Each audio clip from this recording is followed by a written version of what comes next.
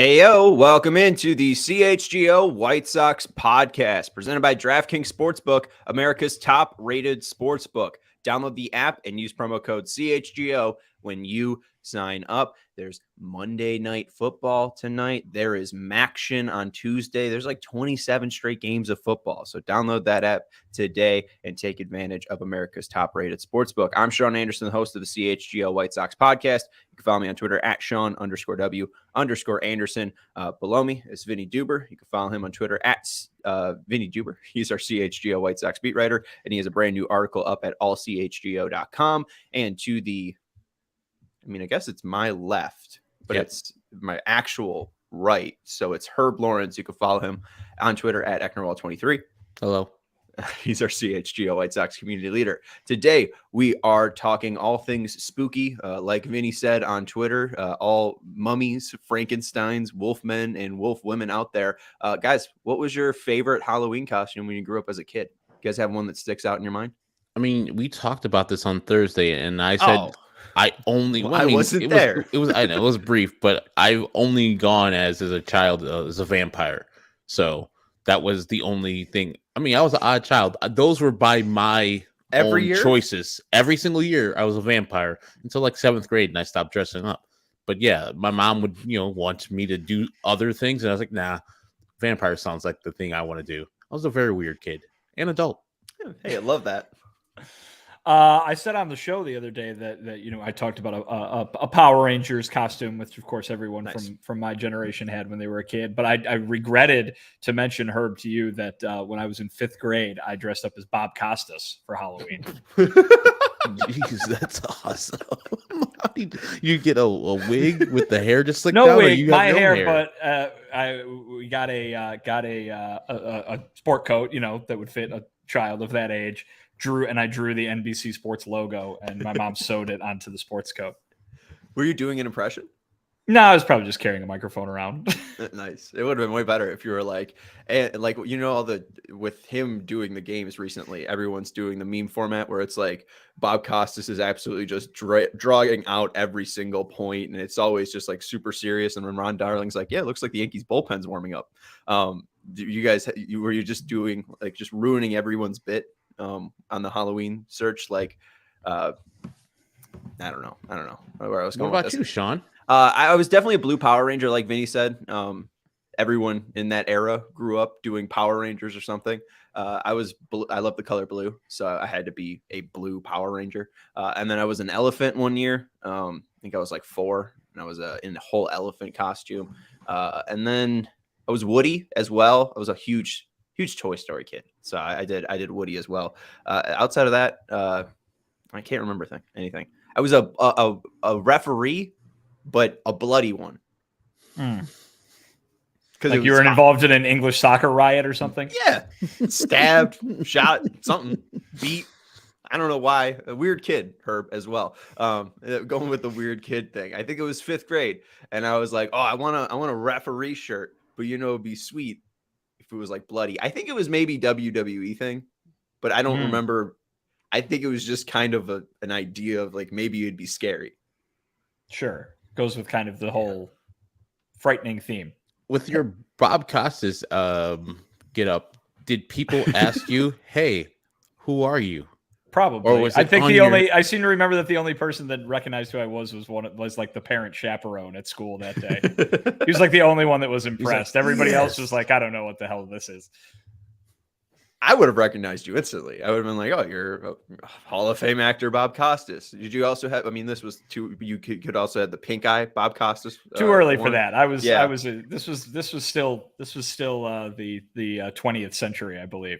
He had better eye health back then. Ernesto in the chat is saying he also went as a blue Power Ranger in kindergarten. It was the one and only time I dressed up for Halloween. I wasn't a huge fan of it. I think I went until like 5th grade, and then I was like, I'm all right. I don't remember doing it for too long. And Melissa saying from the age of like 10, I always dressed as a White Sox player. Used it again on Saturday. A specific one, or were you just on the White Sox? Generic White Sox player. I hope it was a different one every year. I hope it was on theme to the year. Like, all right. In 2004, I'm going to be this person. 2006, got to be this person. And then hopefully 2022 was something fun and interesting. It was like Joe Kelly. Like every off-season acquisition, 2021 would have. Wow, Jerry Manuel. All right. Crates. That's a throwback. That's not even a White Sox player. In a managerial theme. All right, there you go. Because they need one. Maybe Jerry Manuel will come back. Maybe Melissa probably bored her guest to death if she was Jerry Manuel.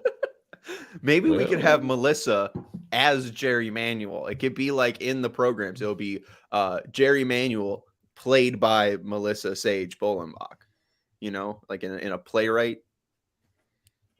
You could do it. They're looking for managers, which I think is the best segue to tell you that Matt Quatraro is not going to be the next White Sox manager. You could read Vinnie's latest piece where he covered the latest update on where the search stands. Again, at allchgo.com. The update came about 5:15. I hadn't updated the podcast yet, so I had to make the note about Jeff Passan's report that Matt Quatraro, the Rays bench coach, will now be the in-division manager rival of the Kansas City Royals. Herb, I'll get just your instant reaction, and then Vinny set us up where the White Sox stand, at least candidate-wise, if we could put together the names that could be out there, because I was really thinking Matt Quatraro was their guy. Dead wrong. Yeah, and it's weird because one of the candidates for White Sox, Pedro Grifol, who's gotten an interview with them, was with the Kansas City Royals for at least 9 seasons, and I was thinking that would be a nice introduction. He knows the system. He's helped Salvi become the catcher that he has become, and they love him already there. And I was thinking that's an instant fit. And when they hired Hugh yesterday, I was like, okay, I get pause on Grifol if your own organization says I'm good. We're going to go and get somebody else. But this guy, Matt Quatraro, gets highly talked about by many people. And if it wasn't going to be Joe Espada, I said yesterday that I would like to have him because of his recent success with an organization that's had good success in the playoffs too. And these are the things that Rick Hahn spoke about in his end of the season presser. So I was thinking that would be a perfect fit, and it would signal that the White Sox are going in a positive and different direction than what they usually do. So they still have candidates out there that if they hire him, I'll be like, okay, I get what they're doing and I like the direction they're going into, but they're falling off quickly. So it's very, very upsetting that the Kansas City Royals got a guy that I would like the White Sox to get, but otherwise I will wait to reserve the 100% judgment until they hire the manager that they're going to hire. And I hope it happens soon enough. It's going to have to happen soon, Herb. I think we've got basically a week left of this thing because what, Sean? What? You don't think so? Does it? No one else is hiring a manager. I mean, No, I think that the deadline is the GM meetings, I think, at this point, which begin a week from tomorrow in Las Vegas. And so Rick Hahn's got to take off and go to Las Vegas here in a week. Sean, I'm sure you checked everything out, made sure it's all good and ready for Rick to attend out there in Vegas. But I think he should stay in Paris. I enjoyed my stay. I also thought the Bellagio was nice. It's, we'll see what happens. Probably a little bit of a walk from where the GM meetings are, but that's okay. Where's the GM meetings? Do we know? I think it's at the North End. Oh, I didn't like the North End. The North End, I didn't like it. Well, they're not there for vacation, Sean. This is work. They're at the Wynn or something like that on the North End. I know they're not the Stratosphere. I 100% know they're not there. Yeah, even though I love the Stratosphere. The Wynn's all right. I went over by the Stratosphere and I looked up at it and it made me real dizzy and sick. I think they might be at Circus. Taking it old school. But listen, I mean, you can't go to the GM meetings without announcing your manager. You can't start your offseason business without your manager. So I think we got a week here, and it certainly would make sense that is the deadline now. I think we all kind of assumed that they were waiting to the end of the World Series to maybe for whatever reason, but there were perhaps some candidates that were involved in the World Series, and they were waiting for them to finish things up. But right now, it's just. I mean, it's listen, when you've got the guys who know everything, right? These national reporters, the guys who have all the information at their fingertips, basically throwing up their hands and saying, well, we don't know what's going on. It's a complete mystery. They've kept it a total secret.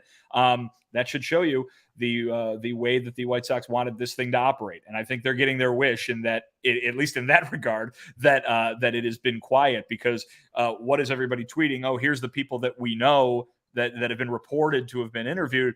But also there's probably a ton of other ones. And so I don't think we can sit here and say, well, we have this exhaustive list. I ran through the guys that have been reported in what I wrote for allchgo.com. But again, there's nobody saying that is an exhaustive list of the people that they have talked to or the people they're considering.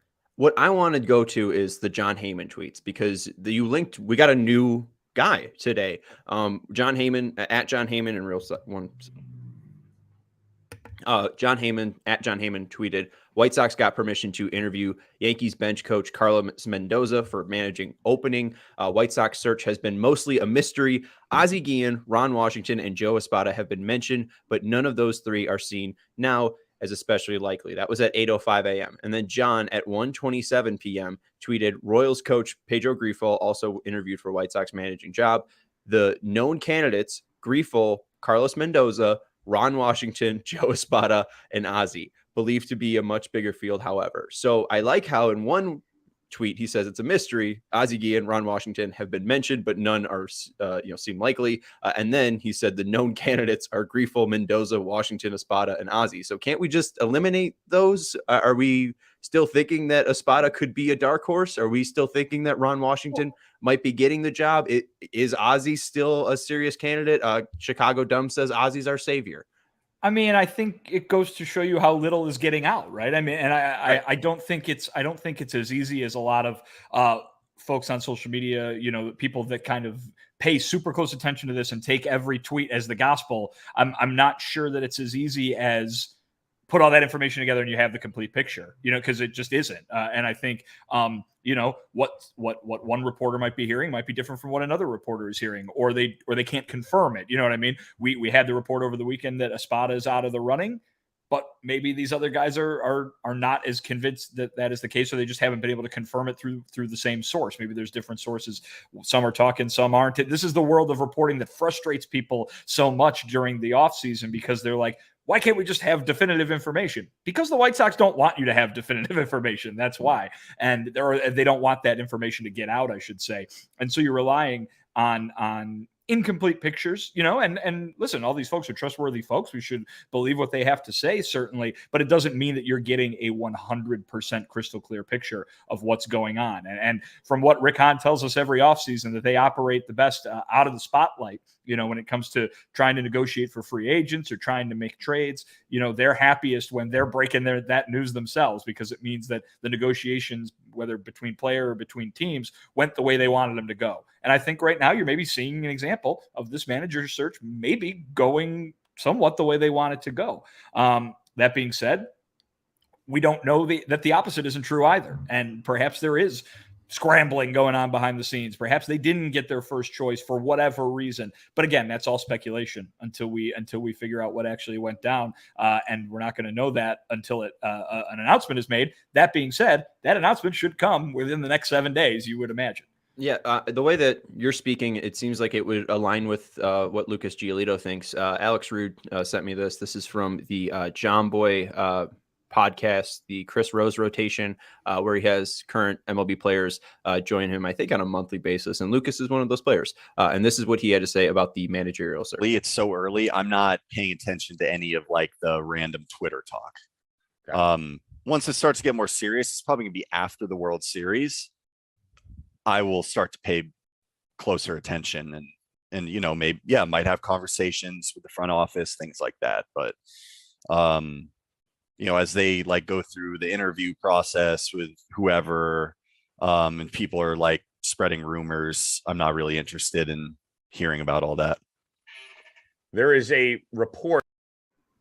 All right. So, I mean, just seems like we're going to have to wait until after the World Series until we maybe get a clearer picture of what that says. Maybe we'll see. I mean, I think the thought is that, again, we were thinking the World Series has to end because of the people involved in this search. And if that has changed, or if they go a direction that is away from one of those people, why can't it be beforehand? Every other team has hired a manager before the World Series is over. So, the Rangers weren't waiting for the World Series to be over to hire Bruce Bochy. The Marlins didn't wait for the World Series to be over to hire Skip Schumacher. I don't see a need to wait unless there's a reason to wait, if that makes sense. So, But again, we don't know what's going on. And I understand how incredibly frustrating that is, but we just don't know. So we can only operate on the information that has been reported. And that's what I tried to do today, but I by no means am presenting that as the full and complete story of the White Sox managerial search. And right. As a person that wanted Joe Espada as to be the guy for the White Sox, but also wanted a thorough search to leave no stone left unturned, I kind of conflicted.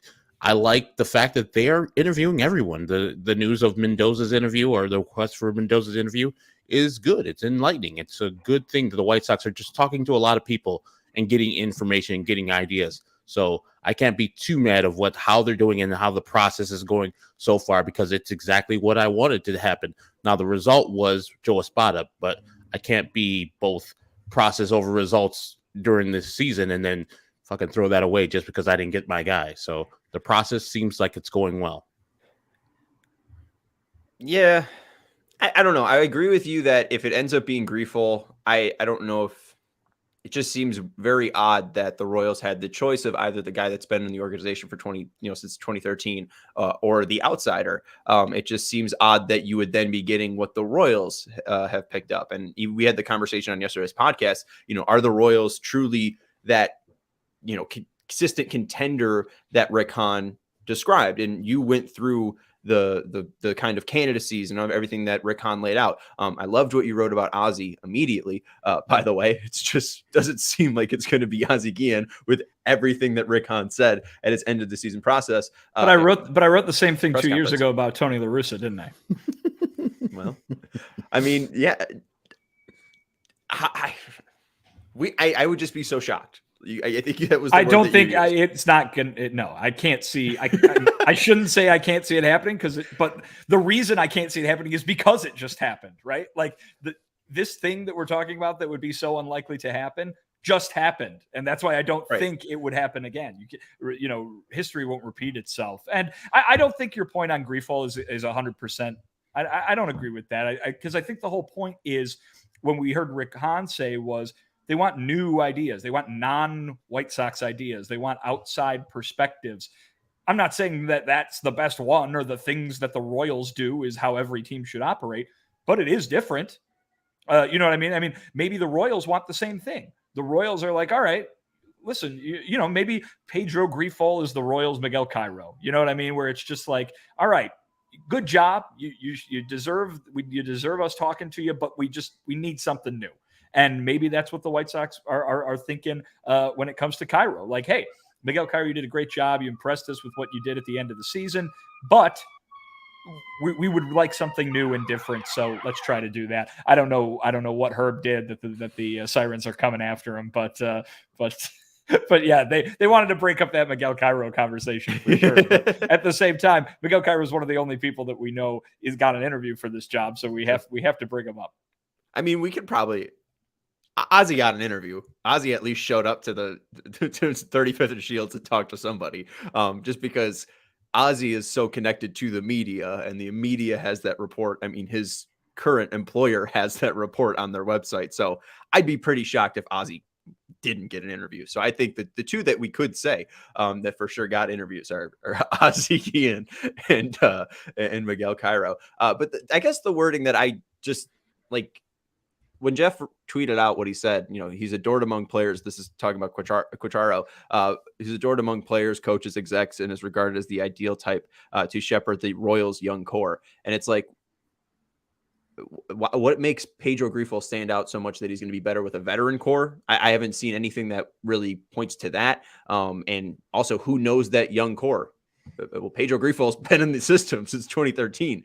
That's the thing that I just kind of, it doesn't stick out well for a candidate for me. I don't know, but I'm just Pedro Grifol. Right, but it just logically, does that make sense if the White Sox hire Pedro Grifol? We're thinking logically about Ozzie Guillen.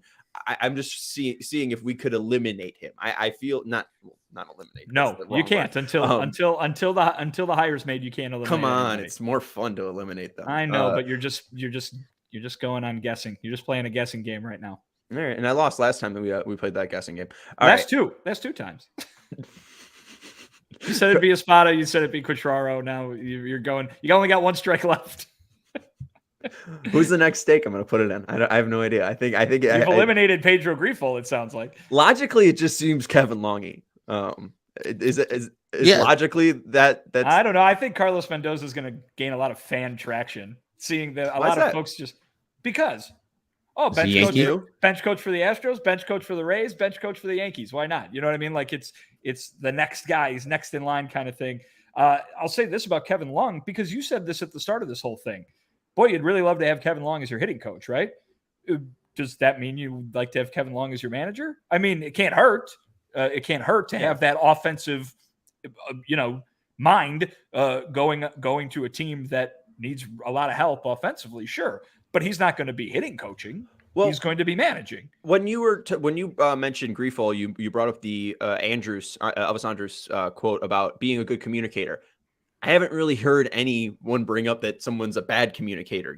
Like I haven't heard a man I don't know how strong I could take like communication. When I watched like Kevin Long interviews and videos compared to Joe Espada, and I know that speaking and public speaking is completely different than being a baseball manager and being a baseball dugout and how to communicate in that setting. Cause obviously, being a communication major, that's obviously completely different language and code switching and stuff like that. But I don't know. It just seemed like Kevin Long was very much a hitting coach guy. It didn't seem like he was a uniter or a good communicator or kind of that guy that would be able to blend everyone together. When they talk about Matt Quatraro or Joe Espada, it felt like they were talking and leveling up the way that he got to know you on an individual level and reading reports and just looking into these managers.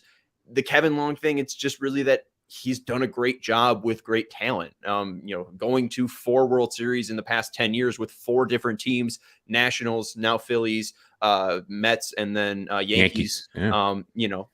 He's got a great hitting coach resume, but is anyone knocking on the door to get Ethan Katz as the next manager? And the thing too, I got one Yankees fan that immediately saw the report about Carlos Mendoza, and they're like, "You're going after the wrong Yankees coach. You should be going after the pitching coach. He's a genius." So, are you even picking the right, apple or fruit from that Yankees tree? Yeah, but I'm thinking that Kevin Long has minor league experience as a manager, and his team, I think, won low level, very low level. I think it was single A. So before he started managing for or hitting coaching for the major leagues. So to be fair to Herb, if Matt Quatraro or Joe Espada won anything on the low level, I'd be bringing it up. So yeah, and so I just think like, what's his reward for being a good hitting coach? Just continuing to be a hitting coach? That doesn't seem like a good career track. He needs the next thing, and the White Sox, like it or not, are kind of a proving ground for that. I mean, they're not one of the top tier teams. They're not one of the teams that people clamor to go to. It's probably where a team that you can cut your teeth in with, but also hit the ground running because he is a 4-time World Series participant and he might win his 3rd ring. That is a huge thing for a hitting coach. So now he gets to go to the next thing to be a leader. You could see how he still has relationships with people, even though he disagrees with them, which is a key thing, I think, as a leader. I don't know if you remember the John Boy video a couple of years ago where they were kind of checking on Max Scherzer and his head. The Phillies were, and it was Joe Girardi doing this. They were checking on him to see if he had any sticky stuff because he kept on going to his cap. And Joe Girardi did this to Max Scherzer when he was a National, and Kevin Long was a Nationals coach at the time, yelling at Joe Girardi saying, "That's bullshit. That's bullshit, Joe Girardi. I don't like what you're doing." He hired him. He hired him as the hitting coach this past year. And so it's like he could still get along with people who he disagrees with. And that's a huge thing as a leader, disagreeing and then coming together later on for a common goal. So I was initially way against his candidacy, but it only makes sense to wait this long for somebody participating in the World Series. Otherwise, you can hire Ozzy. You could have hired him first week of October. Well, that's the thing. There's no need to wait for all the rest of the people unless you're going through this thorough search. Like I said, it seems like they don't have their guy as yet. And if they do, they just have to wait for the World Series to end to actually hire him. I think the date that Vinnie laid out of the GM meetings, what's the first day of that? Do we have from tomorrow? The 8th. Wow. Yeah. Okay, so the 8th. So that's probably maybe your last day to look, or maybe the last day it gets announced. Maybe the White Sox. I would think Monday would be. I think a week from today would be the last day you could announce. Is it so secretive? They already have their guy. He's already signed, announced, waiting in the wings. They're gonna release it on November 8th. Like, hey, no, I don't think so. Again, what I brought up was, the reason I brought that up was like, you don't have to wait if you have your guy, unless he's got working, you know what I mean? Unless he has work obligations until the end of the World Series, you don't need to wait. We've seen teams across the league not wait. Listen, you can speculate. It doesn't make sense. I mean, maybe they wanted a guy who's working in the World Series and he opted to do something different. And now they're wrapping things up. Just because we got a report today that the Yankees granted permission to interview doesn't mean that the White Sox asked this morning. Yep. Yeah, I mean, they could have asked days ago and gotten permission days ago. This interview could have already happened, and it's just nobody caught wind of it yet, and until this morning when it was reported. So there's just so much we don't know. And that's what it's like. You can't say, like, here's the thing, Herb, it's very easy to go, oh, I feel like they're doing this, or I think, you know what I mean? It looks like they're doing this kind of thing. It seems like they're doing this. I mean, we don't know. We can't say that it's all just speculation right now, based on what has been reported. And there's been so much that has not been reported, is what it would seem to me from people saying that there's a lot more candidates out there that haven't been reported. Here's Alrad reporting one right now. Shoeless Joe Jackson. It's Halloween. Be a fun zombie kind of thing going on there. They're driving out to Dyersfield right now to get Shoeless Joe for the. And is he buried out there? Is that where his zombie? They just got to get the zombie corn. body would be. Oh, they just need the ghost. I see. What you're saying. Technically, that's where he eligible resides. He's not buried there. He resides. His spirit resides there. Because he was banned for life, and since he's dead, he's good now. There you go. He's not banned for death. It's a good point. Ooh. Take second base. I was just about to go into the ad read, and now Parker is updating the ad log right now. So I have no idea what to add to go to yet. So I'm just going to keep going to the chat real quick. Dave from the 209 said, any report if they've interviewed Sandy Alomar Jr.? No, but Cleveland did say that Tito Francona will return for 2023. So it does open not only Sandy Alomar Jr., but also Cleveland's bench coach. So I would be fine. Like if they went out and got someone from Cleveland, that would make sense because Cleveland has been more contending than Kansas City. The Grifo thing doesn't make sense. Kansas City's got a World Series ring, much more recent than the Cleveland franchise does. It's been a while for Cleveland, but we're looking at divisions and playoff appearances. I think the Guardians have them more in the past 10 years. So I would just think that, that would make sense. Or DeMarlo Hale, who is the bench coach for the Guardians, like maybe those are two of the under the radar candidates that we just haven't heard about. But I could see Sandy I know he has White Sox DNA, but so does Ozzie Guillen. So he can interview. They could just have Sandy come back to 35th and Shields for an interview. So I wouldn't mind that name as well. But again, we're just speculating here. There's no report that says he is the next manager. All right. So we're going to now go in and let you know about Shady Rays. Right now isn't the best day for sunglasses. It is very cloudy and I woke up to a ton of fog. So again, maybe you wouldn't need sunglasses today, but when you are going to need sunglasses, I just went out to Vegas, very sunny out there. Maybe you're going to Mexico this winter to escape the very, very cold Chicago winter.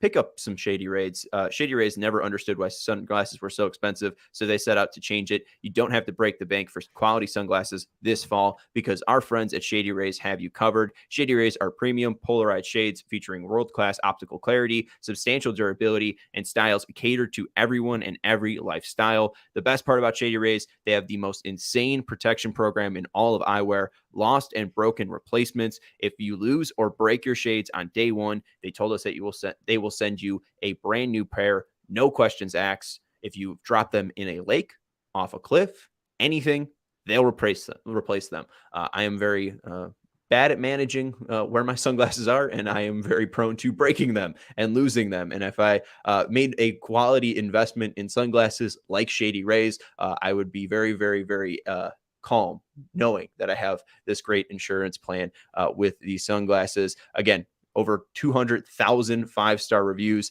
They are some of the best sunglasses on the market, and this is one of the best deals out there. It's the deepest deal of their season. Use code CHGO for 50% off 2 or more pairs at shadyrays.com. Buy one, get one free at shadyrays.com. You can get 2 pairs for as low as $54. Redeem only at shadyrays.com, where you can find all their newest and best shades. And next, we got Game Time. There's not a lot of baseball left, but we got basketball coming up. We got hockey going on as well. We got college football going. Herb, you're Illini, top 15. Is the siren still going off? You're on mute. It is not. Oh, okay. I was just making sure if one did go off, it would not be heard during your commercials. I just heard a car horn honk, but congrats to your Illini. Thank you, sir. They're great. And they're going to keep on moving up. And if I need some tickets, Game Time will be the move. What's the next big game for them? Well, they have a game this weekend, and I think it's versus Michigan State, so it's not that big. But it's rumors that Game Day will be down there next Saturday if they play. Well, they're going to play versus Purdue, but if they win versus Michigan State, that'll be a battle for first place in the Big Ten West, and be the first time ever that College Game Day will attend at the University of Illinois. There you go. So if you've ever dreamed to going to a game that Game Day would be at, maybe at the 50-yard lines, the biggest last-minute price drops can be found on the seats you never thought you could buy. You won't find a better deal on this season on Illini tickets or Bulls tickets, Bears tickets as well. I heard Greenridge Farm is going to be sending out some meat sticks and some meat products to our Bears tailgate. So on November 6th, when the Bears take on the Dolphins, make sure that you head out to our tailgate. I think it starts at 8 a.m. Don't we have a banner for it? For 8 a.m. Is this an ad read within an ad read within an ad read right now? Yes. Inception. But wow. it's a package deal. We're gonna have great, delicious stuff at the tailgate, and the tailgate is before the game. So it's kind of it's I think it's called synergy, where you're at the tailgate, and the biggest last minute price drops can be found on Game Time. So, and especially since it's Sunday, I mean, this is before the GM meetings. The GM meetings are a week from tomorrow. So imagine how close something on November 6th is. And then you're just walking 10 minutes away from Soldier Field there. So you can get the last minute deals right there from Game Time while you're enjoying some Greenridge Farms at our tailgate. So click the link in the description. Join over 15 million people who have downloaded the Game Time app and scored the best seats to all your favorite events. And again, it's not just sports, it is concerts. So if you want to be in a nice hall or concert event or theater, you can download the Game Time app and check out the fantastic deals at Game Time. So thank you, Game Time, for being a sponsor. All right, let's jump into the next bit, and we're going into our questions from our people in the CHGO Discord. Today is Monday, so we are going to reach into the Monday mailbag. Do we have the first question here, Joey? Yeah, loaded them in right now. Hold on. My guy. So if you do want to, I see it right now. He also spelled that was like Doc Brown preparing the DeLorean right there. He just panicked. Marty, meet me at 35th and Shields. No time to waste. It's got to get that flux capacitor going. There it is. Look at that, Joey. He said it's going to be in right away. Appreciate it. First up is Sam in the CHGO Discord. Again, if you want to become a member of our CHGO Discord, you can head to allchgo.com. You get access to our articles. So the article that Vinnie wrote, summing up some of the candidates that we know or possibly can speculate that might be in contention for the White Sox managerial line, and also comparing it to what Rick Hahn said at the end of the year, how they line up to their candidate resume. Vinnie has all that all laid out at allchgo.com. But you get access to reading those articles. You get access to the CHGO Discord, and you get a free shirt from the CHGO locker. But this is from Sam. Question: how soon should we expect a major offseason move from the White Sox front office? So we can already lay out that we have the manager probably November 8th, no later than that. But first signings, when does free agency open? When do we see the White Sox being a player? Do we see them being very, very active and going out and possibly setting the market? So Herb, I'll start with you. When's the first big move the Sox made, either be trade or free agency? Well, Vinny just said it. The GM meetings are next week. Usually they set up deals for the winter meetings at the GM meetings, but you'll occasionally see something happen there. But I think we're going to get, as we did in the year that Yasmani Grandal was signed. I think he was signed mid-November. I think the first deal will be around then. Rick Hahn will set up some deals in the GM meetings while he's in Vegas, and then finally get the last type of details of that deal done. And I wholly believe that either trade or free agency will be in the middle of November for the White Sox. There's a lot that goes into this, and it's hard, it's hard to say. I personally think that the White Sox love identifying their targets early, and their preference is they get them right away. And you saw it with Yasmani Grandal; it worked. That's not always, though, how the baseball market works, right? I mean, these guys are obviously trying to get the best deals for their clients. That's what the agent's job is to go to work this time of year and try to increase that salary as high as they can. Then there's the opposite end of that, which is baseball teams basically extending the market in the last few years all the way into spring training, and teams making big signings, big signings all the way after pitchers and catchers have reported, sometimes after camp opens. So then there's your definition of major, right? I think last year you saw the White Sox jump and get Kendall Graveman. They wanted Kendall Graveman. They went out and got Kendall Graveman. Normally that earns a pat on the back, but people didn't think it was a big enough move. And so not a lot of excitement over that, even though he had a very nice year in 2022. So there's a lot that goes into this. And I think if the White Sox had their druthers, they would be signing everybody before December 1st. They would be signing everybody they want and making all the moves they want and getting business done quick and early. But it rarely works out that way because they've got 29 other teams to deal with, and they've got an entire industry's worth of agents and players to work with as well. It's hard to get other teams on board with what you need when they don't necessarily know how their puzzle is going to fit together either. So it kind of is this one big ecosystem that really works against things happening quickly in a lot of instances. So I guess to sum up, I would say maybe don't hold your breath that something's going to happen right away, even in the first month of the offseason, just because that's not really how things have been working out the last few years. Things drag not just into December, but into January, February, and sometimes even March. So that's a tough question to answer, but I would tend to say the majority of the time, these, especially recently, these things last longer than they do happen right away. But certainly the White Sox with Yasmani Grandal is a great example of things coming together quickly. Yeah, right. The market, I said setting the market. I think that would probably be defined as the free agent market will be set and forever set after Aaron Judge signs. So we'll figure out what he gets paid. But like, if the White Sox have their guy, let's say Brandon Nimmo, he's not a $300 million player, but he would be the biggest free agent signing in White Sox history. Is that Yasmani Grandal enough? I mean, they're kind of setting the market there. If they go out, the Mets, I think there was a report from The Athletic saying that Brandon Nimmo would get something around 5 years, $110 to $115 million. And then I heard something, a report from Denver that, hey, the Rockies would be interested in paying Brandon Nimmo 5 years, $110 to $115 million. Oh, hey, now there's a ambulance outside my house. So, hey, Herb, we're siren buddies. They just said hi. Touring the city. It is. So, yeah, I think, could the White Sox sign Brandon Nimmo? If they give him the most money, yes, they could. Do we see that? Like, do we see the White Sox spending $23 million this year on a single player. I wanted them to do it with Kyle Schwarber. That was the major move that I think that you were saying, but they went out and got Kendall Graveman. Like, I mean, just if we could, think about look into our crystal ball here on Halloween. Think about what I don't know if you want, but your offseason plan of letting Jose Abreu go, it's $18 million available to spend. So adding Brandon Nimmo, who's a lefty bat that they need, an outfield glove that they need, and somebody that is highly wanted on the free agent market.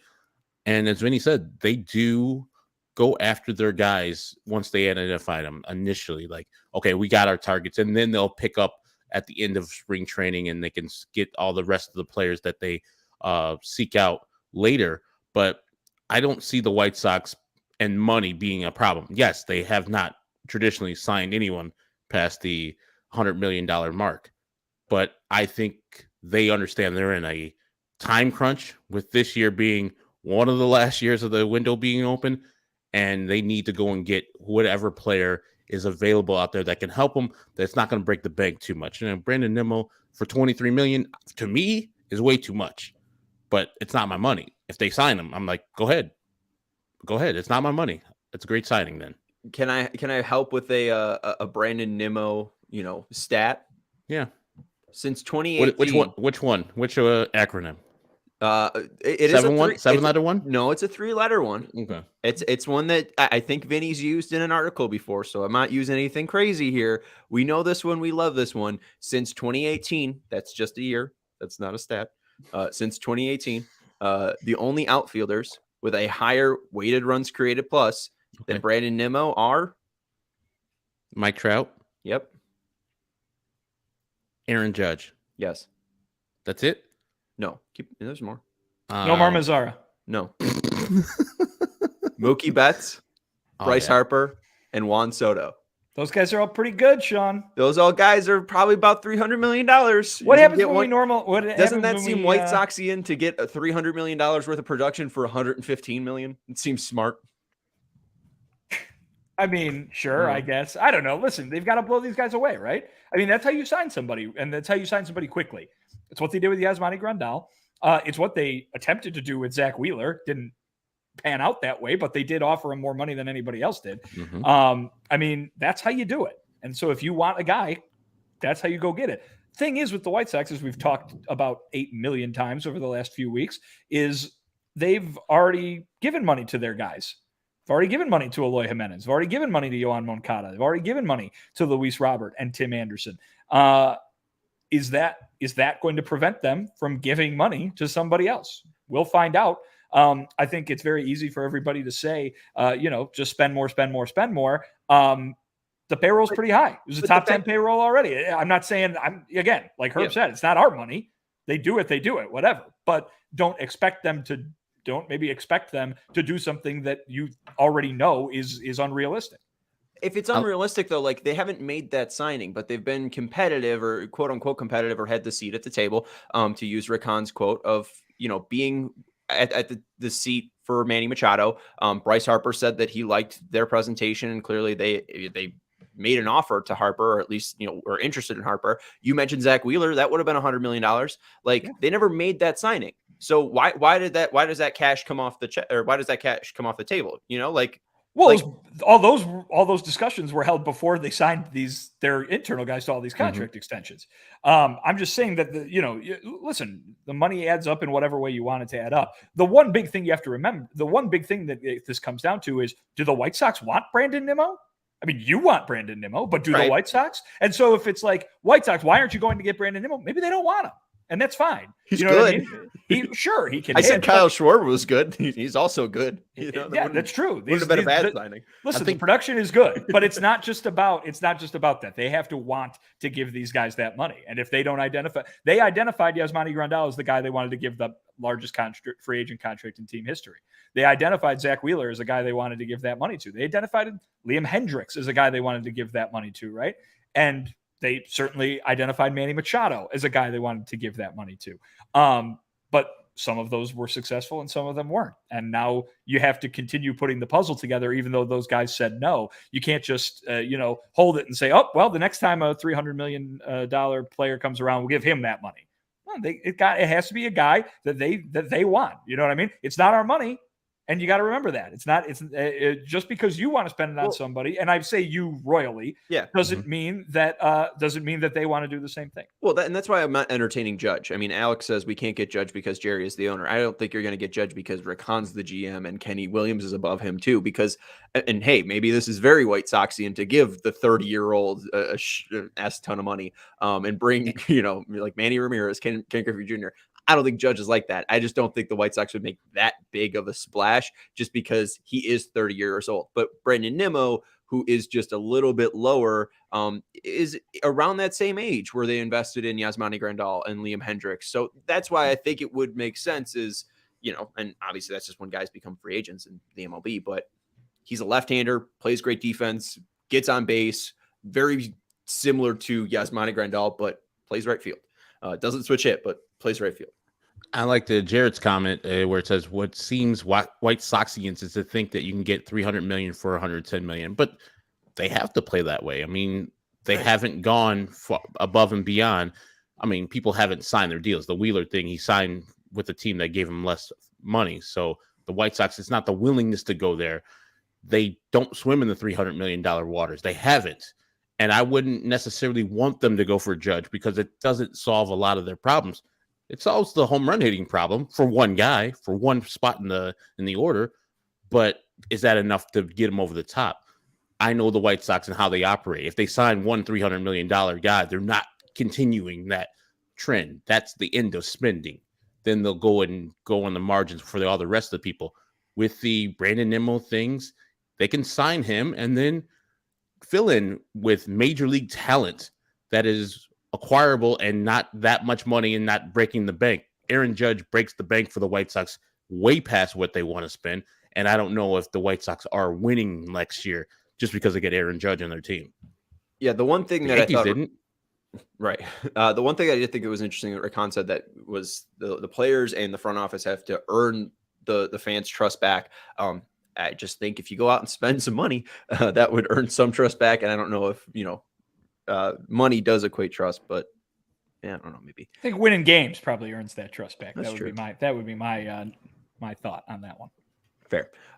You see all this lighting that's in my house. You see the lights up here. You see the ring light here. All of that is powered to you by ComEd. I was looking for our ad reads, and now I see that we are now powered by ComEd. So that's very cool. The ComEd Energy Efficiency Program is committed to helping families and business in the communities we serve manage energy usage and lower energy bills now into the future. ComEd offers a wide array of incentives on lighting and other efficiency upgrades to commercial, industrial, and public sector customers of all sizes across our territory. Customers can inquire how to upgrade updated lighting to energy and money-saving efficient LED lights and learn more about network lighting to operate your lights through your mobile device and track your family's energy usage and more. Incentives have recently increased for outdoor and indoor lighting, and network lighting controls make these projects even more cost-effective than ever before. Visit ComEd.com/poweringbiz, B-I-Z, now to start saving money and energy. To start a project, contact us at 1-855-433-2700. For more information, email businessee@comed.com or public sector ee@comed.com. Again, visit comed.com/poweringbiz to start saving money and energy. Very cool that ComEd is powering us. And then next is our people over at FOCO. I love just saying FOCO. My favorite, I think, brand that we are sponsored by to say. Just rolls off the tongue. Chicago, you already got the best coverage for your favorite team, so get fitted in the best sports gear around. FOCO has got you covered for Soldier Field to the living room, north or south side, with hoodies, slippers, signs, bobbleheads, and everything in between. Get decked out like DeMar with apparel from the leaders in sports, merch, and collectibles. FOCO, looking for the perfect gift for the football fan in your life? FOCO's got you covered with hoodies to fight that Lake Michigan breeze. Check out FOCO.com or click the link in the description below for all non-presale items. Use the promo code CHGO for 10% off. Again, check out FOCO.com or click the link in the description below for all non-presale items. Use the promo code CHGO for 10% off. My favorite thing on FOCO is the Dallas Keuchel Gold Glove bobblehead. So let's just get into it. We have a player grade. We got more questions, but we have a player grade for today. Surprise. It's Dallas Keuchel.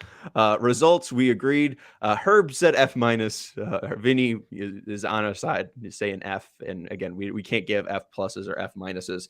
So we'll give a result of F for Dallas Keuchel. Stuff and command, we'll just say it was incomplete and just really didn't show up this year. And overall, he was a trick.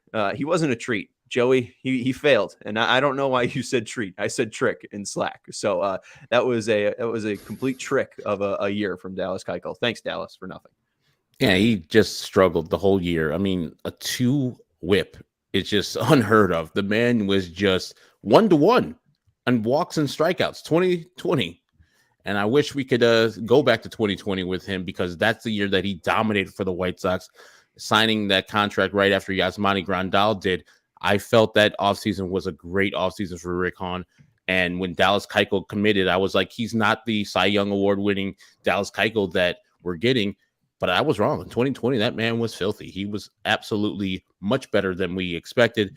And 2021 and 2022 is more of the guy. Well, actually, I didn't expect him to be as poor as he was this year. 2021 was kind of where I expected him to be for the White Sox during his career. So I would applaud the White Sox for, after 8 games, saying it's been real, but we can't do this, and eating all the money that they had to, because he was just bad every single time he went out there. And from an outside perspective, a person that never really talked to Dallas, never really saw anybody say anything in the papers about him, it seemed like he was kind of a bag in the clubhouse. So I hope that his departure got some relief for that clubhouse and they started playing a little bit better. And I hope that he and his family have a good time somewhere else, because it was not a good fit after 2020. Yeah, he was bad. He was bad this year. Very bad. That's why his contract came to an early end. That's sometimes these things don't work out. And Herb, you said it. I think everybody was pretty excited about that signing when it happened. Certainly he seemed like a guy who could play that kind of John Lester role, right? That veteran who had been there, done that, won a World Series, and kind of put some faith into what the White Sox were building. You know what I mean? Show people around the league that, hey, there's a reason to trust in this group of young talent that they've got that at the time was very unproven. So it had all the makings of a really, really good signing. But man, in 2021, it nosedived something fierce. And then this year, obviously more of the same. So I think there were reasons to be optimistic about a bounce back for Dallas this year for after the bad 2021, just because, like I just said, been there and done that, knew how to get out of this kind of thing before, but sometimes you just can't get out of it. And that's what happened. And, good thing for the White Sox standpoint that Johnny Cueto was able to be what he was, because they got the performance they thought they were going to get out of Dallas Keuchel, maybe eating that money hurt a little bit less, because they still paid kind of for the same performance that they got out of Johnny Cueto. Right. Then that was a blessing in disguise. That was very, very welcome and a sight for sore eyes. The veteran that I think they wanted Dallas Keuchel to be in 2022, and he had the worst year of his career, and it wasn't even close. Like 2021 was a bad year for Dallas Keuchel, a 1.531 whip, and that was, matching his young years when he was 24 and 25. He had a 1.547 whip and a 1.53 whip. This year he had a whip of 2, allowed 2 walks and hits per inning, and had an ERA of 9, which is just ridiculous. Not a good formula. What was that? Not a good formula for winning right there. No. So even if you just say, hey, let's see what he did with his FIP. His FIP was 618.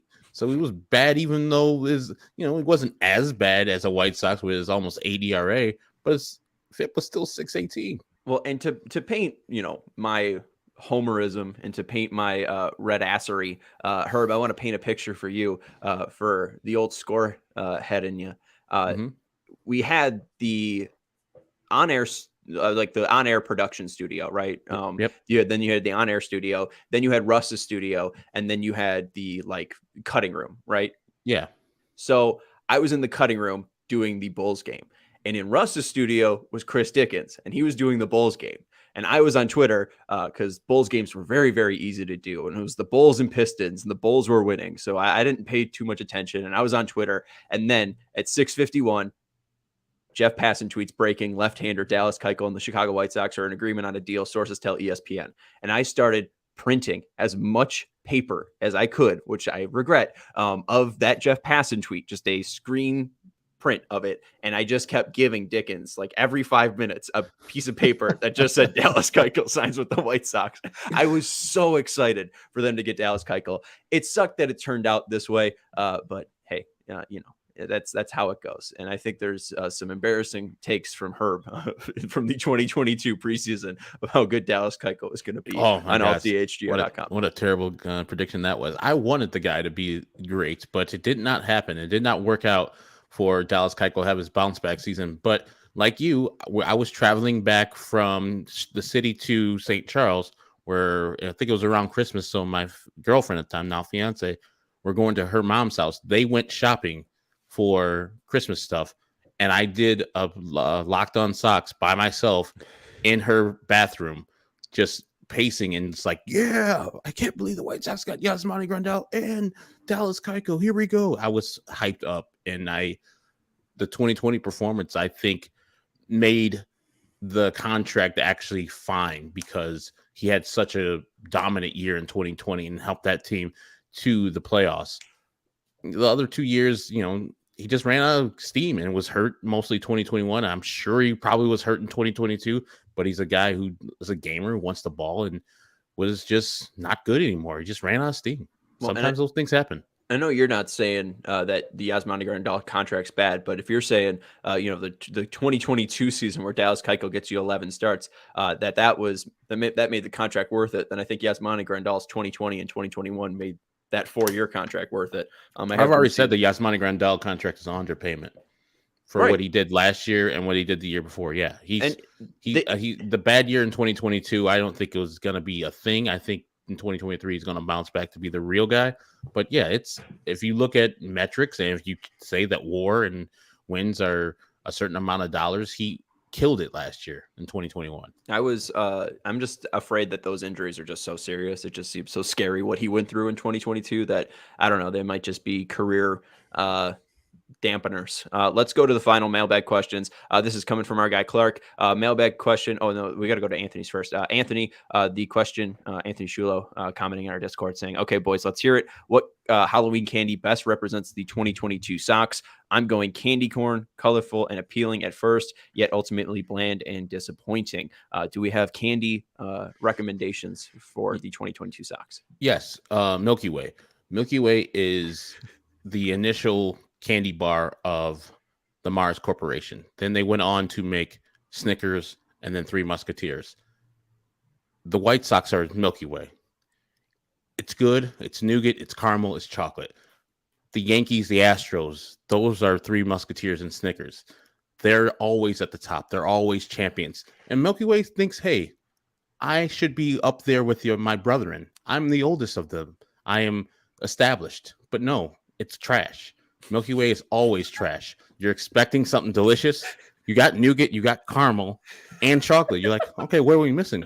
Peanuts. That's what you're missing because that's Snickers. It's delicious. And then they improved the formula with Three Musketeers of Milky Way because Three Musketeers is better than Milky Way. That is what Milky Way is. You're insane, and Joey is exactly right. Three Musketeers is missing one of those ingredients. It doesn't have caramel. It's not as good as Milky Way. Caramel's overrated. It's better than Milky Way. You guys are insane. You say that Caramel's Milky Way is better than Three Musketeers? Of course Milky Way is better. Three Musketeers are for psychopaths.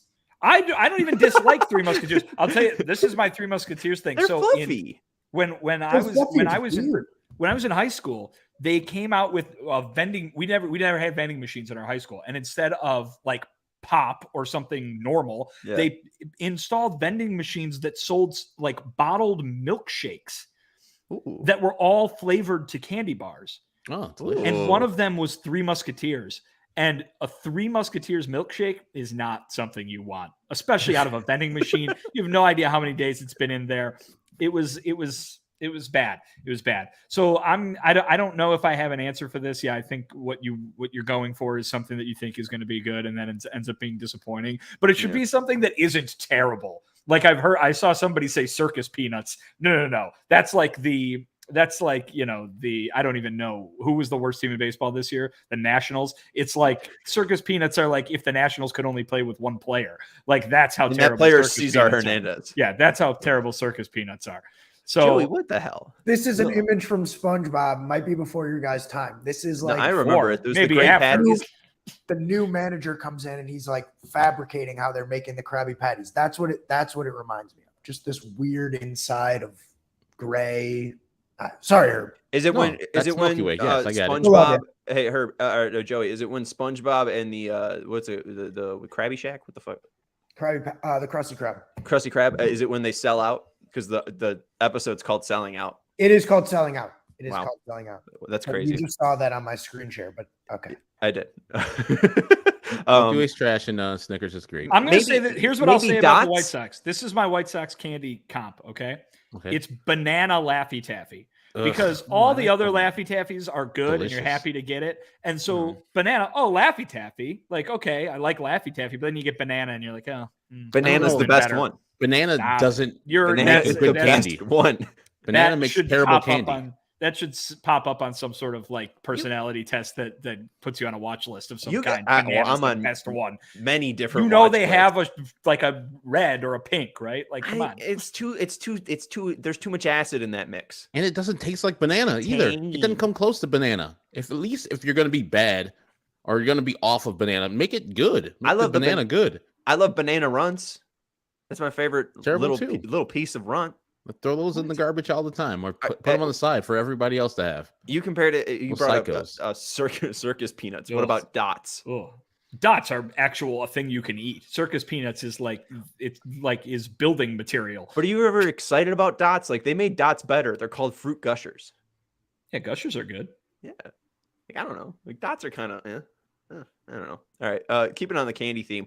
Clark said, what kind of candy do you think Jerry Reinsdorf gives out for Halloween? What does Rick Hahn give out? Liam Hendricks has to be giving out those full-size candy bars. I think Leury Garcia with his extension is definitely spreading the love. I think that guy is giving out king size to share bars. I mean, if you want to live it up, go to Leury Garcia's house, and he's probably just spending, at least $5,000 on just peanut, just Halloween candy alone for the people, a man of the people. He's the legend. Jerry's giving out those fun size zero candy bars. If you remember the zero. What is zero? Exactly. Thank you, old man Herb. It was terrible. It's like a white chocolate bar. It was disgusting. I like white chocolate a lot. I don't know if it was actually white chocolate. But I think it was a white bar with like chocolate inside of it. It was disgusting. No, that looks gross. Yeah. Caramel peanut almond nougat covered with a layer of white fudge.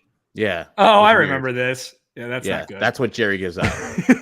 those are now like protein things, aren't they? Don't they sell those? Like they're like if you're on the Atkins diet, like they just put a bunch of random ass vitamins in one of those things and you have them.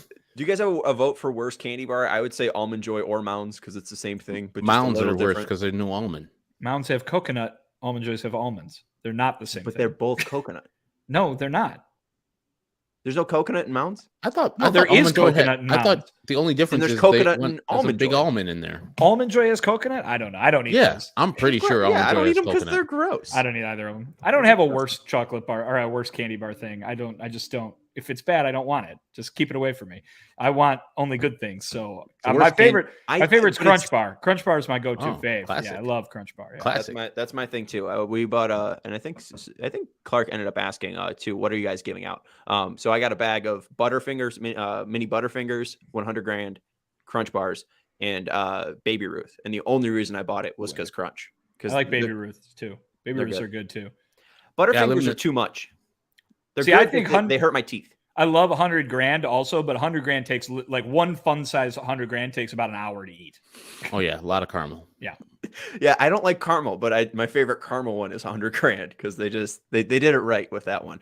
And then I guess the final one here is from our guy, Who's Your Daddy? Is Halloween Ends a bad movie or a really bad movie? Also, brief discussion of favorite or guilty pleasure horror flicks would be fun. So you guys got any movies you'll be watching tonight? That's with the hat. Yeah, Crocodile Dundee. Someone said that you guys didn't dress up and that they were disappointed. And I probably would have dressed up if we were in person. But I didn't leave my house today. But I went to Vegas and got this sick hat. It's weird. That looks like something Shaft would wear. Who's Shaft? Wow. His name is Shaft. Jesus Christ. Can you apparently hey, Herb, you know what Sean can't do? Sean can't dig it. No, you cannot. That's terrible, Sean. What was the question again, Sean? And you throw me off with your knowledge of or lack of knowledge of Shaft.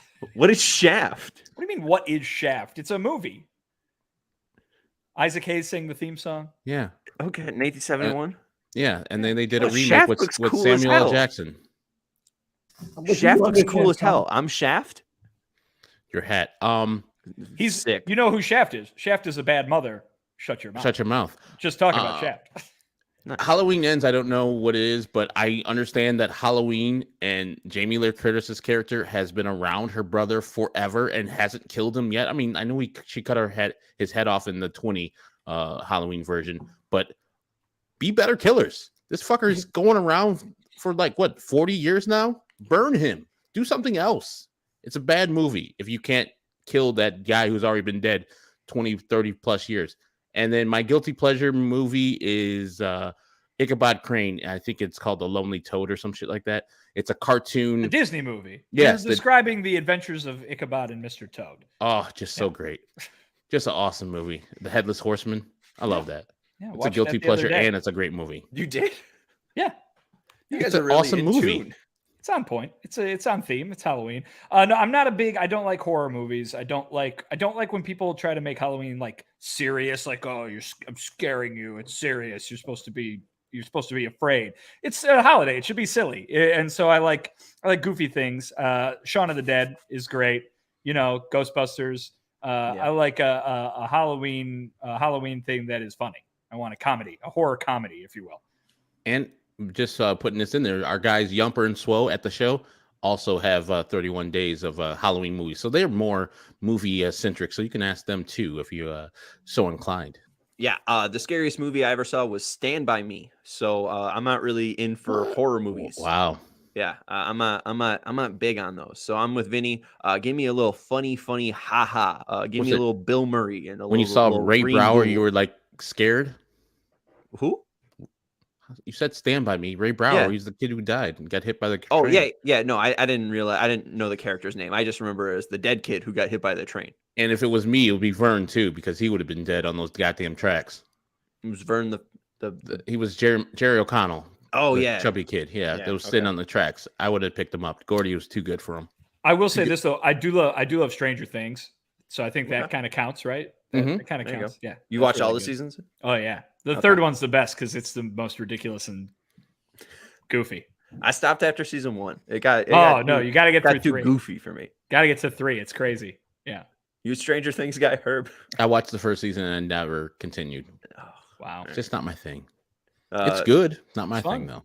Matthew Leonard saying Halloween as a series is stupid. Melissa saying Mr. Toad is awesome. And also saying Stranger Things is fire. And Haunting of House Hill is Alex's favorite. I'm going to have to figure out a Halloween movie for tonight. I think I might just end up going with Ghostbusters. Watch Jeepers Creepers if you haven't seen it yet. Jeepers Creepers? Yeah. What'd you do with those peepers? 2022 one, it's Reborn. The original. From 2001? Yeah. Scream is good. I like the original Scream. Ray Wise is in that one, and he's in Twin Peaks, and he's the creepy dad. Oh, no. I don't like which one? The original Scream? Yeah, the original Scream. I like the original Scream. That's good. Also, Scooby-Doo. The movie they made of Scooby-Doo is pretty fun too. The live action one? Yeah. Yeah. It's good. I like Scooby-Doo too. Monsters Unleashed. Yeah. I love that one. Is this with Freddie Prinze Jr.? Yeah. And Sarah Michelle Gellar. And Herb, it's good. It's good. Go watch it. And who's the Matthew Lillard. Matthew Lillard. Yeah. Shout out. From Scream also. Scooby-Dooby-Doo, where are you? All right, I think I might watch Scooby-Doo now. Anyways, that's going to do it. I'm going to go enjoy my Halloween. I hope everyone else does as well. That's Vinnie Duber. You can follow him on Twitter at Vinnie Duber. He's our CHGO White Sox beat writer. That is Herb Lawrence. You can follow him on Twitter at Ecknerwall23. He's our CHGO White Sox community leader. Also, make sure you read Vinnie's latest article at allchgo.com. Shout out to our guy Joey for producing us today. We will talk to you tomorrow, where we will have Josh Nelson on from Sox Machine. We'll be doing a live off-season plan project from with Josh Nelson live on Sox Machine. Well, not on Sox Machine here. Josh Nelson's from Sox Machine, and he'll be on tomorrow. This show live on CHGO Sports YouTube channel. All right, we'll talk to you tomorrow. Go White Sox. Bye.